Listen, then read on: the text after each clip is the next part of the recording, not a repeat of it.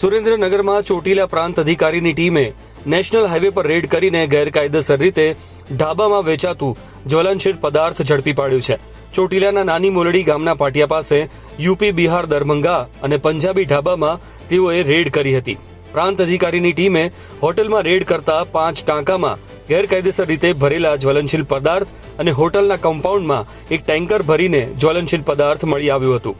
પ્રાંત અધિકારીની ટીમે હોટલમાંથી કુલ 43,250 લીટર જ્વલનશીલ પદાર્થ અને લગભગ 80 લાખનો મુદ્દામાલ જપ્ત કર્યો હતો।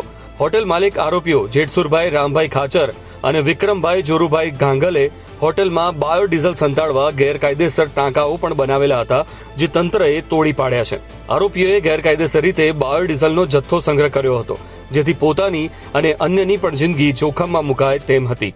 આજે રાત્રે 12 વાગે અમારી નાયબ કલેક્ટર 5 ચોટીલાની ટીમ સાથે અમોએ રાજકોટ ચોટીલા હાઈવે ઉપર નાની મોરડી પાસે આવેલ 2 હોટલ, જેમાં હોટલ યુપી બિહાર પંજાબી ઢાબા અને યુપી બિહાર દરભંગા, આ બંને હોટલ ઉપર રાત્રે 12 વાગે આકસ્મિક રેડ પાડવામાં આવેલી હતી।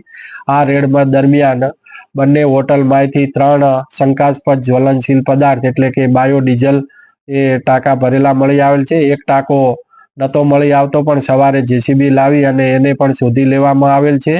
અને સાથે સાથે એ કેમ્પસમાંથી એક ટેન્કર ટ્રેક ભરેલું મળી આવેલ છે, જેનો નંબર છે GJ12CT 9266।